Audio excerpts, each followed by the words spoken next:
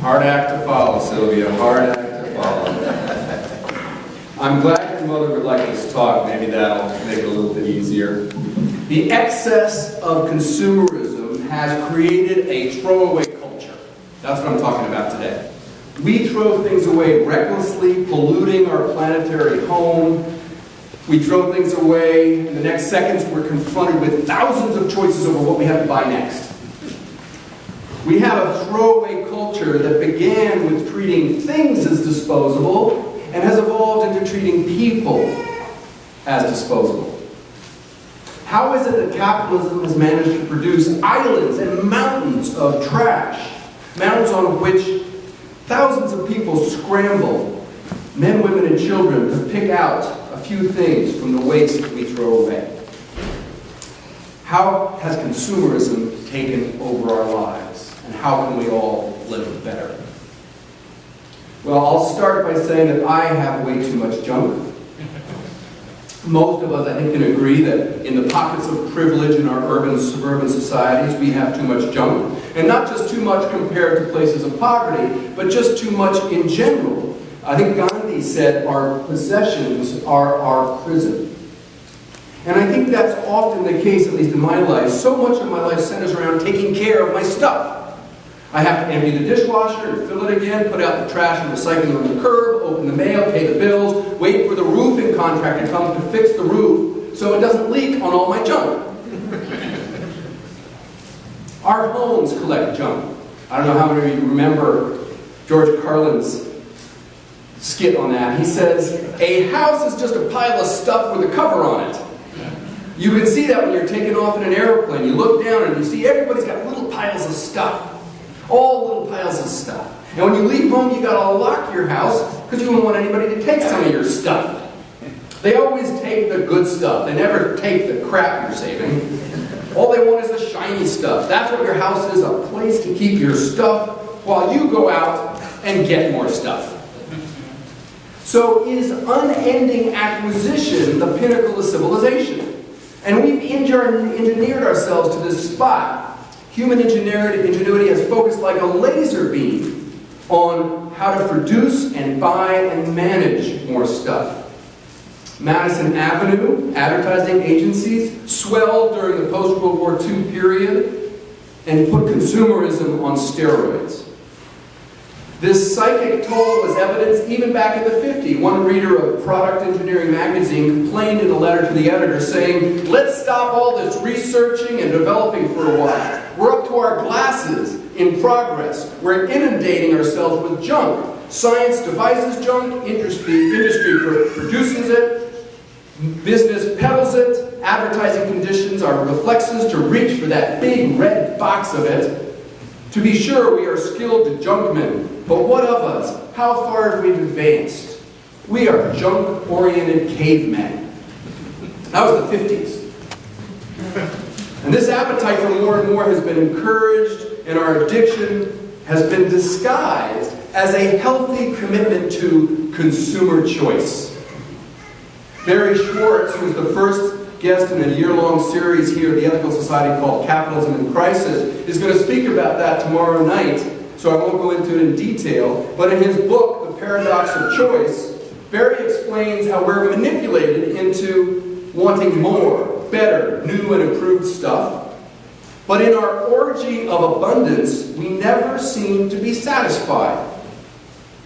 Maybe it's hard to be satisfied in an age where Americans see 3,000 advertisements per day. That's 200 per waking hour, that's 3 per minute, pushing a plethora of products. In a typical grocery store, Schwartz says there are 285 varieties of cookies, 175 salad dressings, 175 tea bags, 22 types of frozen waffles. Marketers lure us to buy any one of 40 toothpastes or 75 eyeliners or 116 skin creams. A typical supermarket carries 30,000 items. Every year, 20,000 new products hit the shelf. And I haven't even gotten to online shopping. Right? Products are backed by product managers, explaining to you why you need something else here and now. They argue that what you have isn't good enough, isn't big enough, isn't cool enough, isn't efficient enough. And they coax that credit card out of your wallet or your purse time and time again. Now, I don't think all materialism is bad. There's lots of things that are useful or beautiful or necessary. And I think it's okay to care about them. I remember in elementary school being told about Native American culture, saying it was not materialistic, that it was all about spiritual values and harmony with the environment. Now, the ecological element of Native American culture is true, but it wasn't true about the materialism. They did care about the material world. It's what sustained them. It's wrong to say that they didn't value material possessions. Lewis and Clark wrote about how shocked they were at how much material meant to Native Americans. You could be ostracized or you could be killed for taking personal property. So it's not that they didn't care. The Sioux, one of the prized possessions of the Sioux, were the long poles that were used to put up their teepee. These were harvested from the mountains far away. They were seasoned over generations and passed down from family to family, and they defended them. It mattered to them. If that's the kind of materialism modern culture had, we'd be way better off. Because the type that we have today is not materialistic, it's consumeristic. We're driven to consume objects. In other words, use them up and then get more. Unending. And it's a process that we've developed a very, very wasteful form of consumerism. We treat the material world callously, without the reverence that you see in many indigenous cultures. In some ways, material possessions are given greater value when you pour your time and energy into them. When you add human creativity and effort, their values enhance, and maybe they even get to the point where you consider them somewhat sacred. But contemporary society emphasizes not the quality of the care that we put into material objects, but simply the ease and the speed of acquiring more and more. I read an interesting article called The IKEA Effect by Christopher Piat, who challenges the assumption that it's good to get more stuff quickly and easier than before. He explains, yes, the trinkets and toys sometimes offer momentary distraction and entertainment, but they don't mean anything. People don't care about those things because they haven't been required to invest in them. Most of our lives are filled with things we consume without having to do anything about creating them. And that's different. Piat points out that our growing love of fast and cheap material acquisition has infected our personal and communal relationships. People want friends that you can get just by clicking a switch on your computer. People jump from workplace to workplace or congregation from congregation, constantly looking for the better deal. It's not about what you put into the relationship with a congregation, it's what you get out of it. Piat says, we want more from existence, however. We want love. But it seems that love requires something from us. Love requires work. This makes us particularly vulnerable, I think, this habit that we've developed, to a technique called planned obsolescence. You all know that term. The junk we buy is designed to be obsolete, so we have to get more. Now, designed obsolescence was a manufacturing technique actually created in the 20s and 30s. It was talked about by Vance Packard, the author of The Waste Makers. He described it as a systematic attempt of business to make us wasteful, debt-ridden, permanently discontented individuals who have accepted a lower standard of reliability and quality. A 1936 article in Printers, Inc. magazine described durability as, quote, outmoded.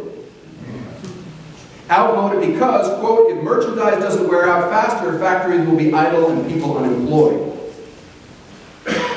So you're told to upgrade, throw out the old, and buy the new and improved.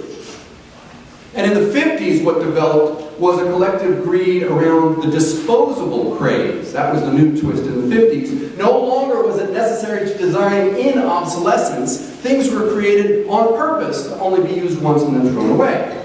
So petrochemical Plastic forks and spoons and knives and plates ushered in a more intense throwaway culture. My daughter worked in a school that I visited where every child was given a lunch tray. The tray was disposable. It was styrofoam. And it was shrink wrapped so it could hold no less than 20 separate throwaway items. Napkin, 3 utensils, salt and pepper packs, plates for the main course, for a brownie, for a fruit salad, a milk carton, an orange juice carton, a straw, a wrapper for the straw, and more. Every day, every child in this public school threw that away. It's stunning. And it happens not just in the United States, it's all around the world. In China, they produce annually 57 billion pairs of throwaway chopsticks every year. All this is thrown away, quite often, with a lot of uneaten food. A University of Nebraska study 10 years ago estimated that 40 to 50% of edible food in this country is thrown away, leading to $43 billion in food dumped. And it adds up. Edward Hughes, in his book Garbology, Our Dirty Love Affair with Trash, estimates that the average American throws away about 7 pounds of garbage a day, 102 tons in a lifetime. Thank goodness we have waste management experts, right? The problem is, with all apologies to waste professionals, that they don't really manage it, they just try to hide it. And the more you produce, the harder it is to hide. Where do our lovely disposables go? A lot of them end up where life itself began, the deep blue sea. Because plastics are particularly waterborne. Hughes explains that there is, quote, a multitude of ways for trash to escape and plastic to go missing, but there's only one ultimate endpoint for this wild trash, the greatest future, the biggest surface, the deepest chasm, the broadest desert, the largest burial ground on the planet. It's the ocean. The National Oceanographic and Atmospheric Administration monitors the growth of what is called garbage patches in the ocean, huge islands of plastic bits, often no more than an inch in length. The Eastern Pacific Garbage Patch is the largest. It's halfway between Hawaii and California, trapped by tides and winds. It's a floating blob. Some people say it's as big as Texas, and others say it's twice the size of the continental United States. It's hard to measure as it goes in and out, and it's hidden. There's a Western Pacific Garbage Patch, there's a North Pacific Subtropical Convergence Zones, and many other results of our throwaway culture. Most noticeable, of course, are the landfills that grow all over the world. The United States is the biggest trash producer. 5% of the population produces 40% of the trash. And each year in this country, we throw away 16 billion diapers, 2 billion razor blades, 22 million car tires, and supposedly enough aluminum to create the U.S. commercial airline fleet over 4 times. Municipalities have their own dumps. Some are big, some are small. There's one outside of Cincinnati, 1,000 feet above sea level, called Mount Runk, which is the company that manages the waste. Few sites are as big as the Boregon landfill in India. It's surrounded by swamp and is combed through by 100 families. Many of them work barefoot. They use long poles to poke through piles that are often 3 stories high. Photographer Timothy Baldry documented this dump and was stunned to see the determination and the optimism of the people who live there, despite his own revulsion for their condition. That's another story, the power of those people. Baldry lives and works inside La Chereca landfill, which is in Nicaragua, the country where Sylvia tries to make life a little better and where my father-in-law was born. Just outside of Managua, it's 4 square miles of trash hills, and thousands of people spend their days foraging. They even constructed a 6-room elementary school on the dump for their children. I was glad to hear from Sylvia that there have been some help from international philanthropists, so now that they have improved housing and health services, so maybe there are some small steps being made. But still, there's such great human cost for our wastefulness, for the fact that people live off of what we throw away. And this hit me hardest in my year in Guatemala when my wife was on assignment for the United States Agency for International Development. My daughter and I volunteered at a landfill called El Basurero. It was a nonprofit there called Safe Passage, or Camino Seguro, that helps families live off of this landfill. The first time I visited the site, I was struck by two things: the stench and the view from a distant bluff. From the distance, the people swarming around a herd of garbage trucks delivering 2,000 tons of trash a day looked like insects. In rapid succession, the trucks would come and they tipped their box frames and dumped the day's treasure. And the men and women with plastic bags that went in the sun would go on into and through these piles of trash to find that little bit that they might be able to sell or edible enough for dinner, whether it's a half-eaten hamburger or some beans inside a milk can, or something that I had thrown away a couple of days earlier. Most of all, however, people collected plastic, bits of metal to sell. Above, omnipresent, flew vultures every day, looking for anything too spoiled for people to use themselves. The sickly sweet smell was still there, and I was amazed to see that those specks of humanity saw promise in what I saw as a hell. The horrible thing was next to this dump was a cemetery. Our guide explained that in cemeteries in Managua, you rent mausoleum space, quite often for more than poor people can afford. And so when they can't afford any more, the coffin is taken out and it's tossed conveniently into a ravine that separates the cemetery from the dump. And my guide told me that the other week, before I'd gotten there, she saw the body of a young child in a smashed up coffin with the vulture circling overhead. There's such a thin line between human beings and garbage in our world. It wasn't until I began working at Safe Passage that I saw those people as human beings. My first day volunteering there, I sat down to Manuel, a curly-haired 6-year-old who was intensely drawing something, a payaso, a clown. And he noticed me and looked up and grinned and showed me.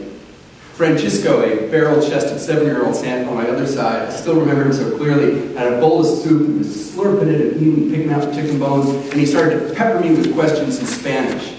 How old are you? What's your name? Where do you come from? And all my answers, which were more full of mistakes than information, made him just laugh and laugh at my attempts to speak in Spanish. His laughter was so full, fuller than I had laughed in years.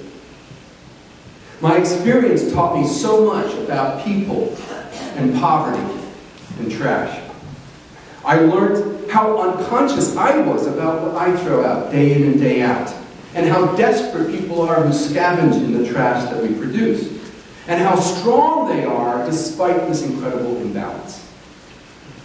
I learned how strong one girl that I tutor's mother was, Maria Salazar. I met her as she was at Camino Seguro picking up some medicine from the health clinic there. And I asked her what her life was like, and she told me she had children ages 22, 18, 17, 14, 13, 9, and 8. I let that sink in, appreciating the strength of every line of her creased face. She supports her family by collecting paper and plastic and bottles, and she's been at work since she was 9 years old, having been taught the ropes by her mother. I just thought how much stronger she is than I am. When I got back to my comfortable life in the U.S., I found a film about El Basurero called Recycled Life. It echoed this theme about a culture that we have created, where we readily throw away products produced by human beings. And as we do that, we tend to treat people as if they are disposable themselves. I mean, obviously the staff and the volunteers at Camino Seguro did not think those children were disposable. But nevertheless, our current mode treats people as disposable. The profits that are made are more important than the people. It could be argued, of course, we'd be worse off with capitalism. I get that. I said that in my talk a couple of years ago called The Good Things About Capitalism. But we still treat people as disposable, whether they're in landfills overseas, or pockets of Appalachian poverty, or right out on a steam break in this city. So I continue to search for ways to move from a throwaway culture to an ethical culture. I'm not proud of the progress I've made. I'm trying to do better. But I'll just start with a little broad and then move to the personal to conclude. Even in my very limited experience overseas, I'm well aware of how economic forces marginalize large swaths of humanity. Global corporations are growing in power, and the excesses of consumerism can devastate poor communities. Thanks to Vince Brancato, who is a member of the New York Society for Ethical Culture, I've learned to be very suspicious of multinational corporations pushing arrangements such as the Trans-Pacific Partnership Treaty, signed in New Zealand about 4 days ago. I don't have time to go into all of the details into why I'm very suspicious of this partnership called the TPP, but I will say that the delegates who go from the Washington Ethical Society, including my 3 children, down to El Salvador, came back amazed at the power of international corporations, their ability of these corporations to seize, control, and poison the water that the people live off of there in the hills of El Salvador. And that power would be increased by that treaty.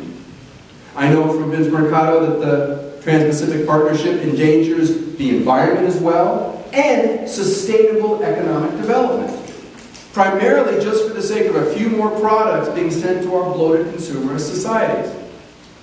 So I'm urging the Senate and my senators to oppose the TPP, to not to ratify it. I urge you to learn a little bit more about it. You may disagree, read about it in the American Ethical Union's Ethical Action Report from December, or go to the website Public Citizen to find out more about it. But more generally, we need to reevaluate our relationship with poorer nations who spend more time and energy supplying the U.S. with excess products than in developing sustainable cultures for themselves and for their children. We have to figure out how we can minimize the effect of consumerism and maximize development that allows for constructive lives and ethical societies. My son's studying, in fact, whether ecotourism really benefits the people of those countries. It's not always as obvious as it seems. But in considering what individuals can do, I want to emphasize this is not about altruism alone. As Barry Schwartz explains in this book, the excess of consumerism just doesn't hurt the disempowered, it also hurts the privileged, the wealthy consumers too. We have been turned from active creators of things into passive consumers in our lives. We're buried in an avalanche of choices that we don't have time or energy to enjoy anymore. Clive Hamilton, a social critic, put it this way. He said, "It seems that increases in personal and social wealth have stopped increasing our well-being. Getting richer is no longer making us happier. It's troubling, therefore, to see that our whole society is geared towards maximizing wealth. As Henry David Thoreau would say, we labor under a mistake." Maybe we should adopt a life of voluntary simplicity. That's the name of a movement that emphasizes not rejecting all the benefits of consumerism, but many of the assumptions that we live by. Will we really be better off with another pair of shoes or a newer television set? Might we not be better off without them? This perspective proposes the paradox that maybe we can live more by living with less. Maybe enough is plenty. Colin Beavan, author of No Impact Man and past nominee for the AU's Elliott Black Award for Ethical Action. Anybody read the book No Impact Man? A few years ago, he tried to live in New York without producing any waste. He failed. But he engendered a conversation about what it is to live in consumerist society and what it does to this planet. But what surprised him the most was not the waste he produced during his consumerist phase, but the joy he added to his life when he wasn't so wrapped up in that. He found he had time to put more time into what mattered most into his life, including his family and those people that he cared about. I'm not as liberated or as brave as Bevan is. I'm still addicted. I'm trying to adjust my life. I kind of want to start a nonprofit entitled Consumers Against Consumer Choice. Often I want to live just a little bit, maybe more like Marta, who is my shining example of recycling energy and passion, or as committed as Sylvia. Lives that are more acutely aware that there are different ways to live. There are different ways to be a consumer, to not be a part of a throwaway culture, less likely to throw away human beings. So I urge you to join me, explore, and figure out how we can live a life of greater effectiveness, deeper grace, and richer relationships. Thanks very much.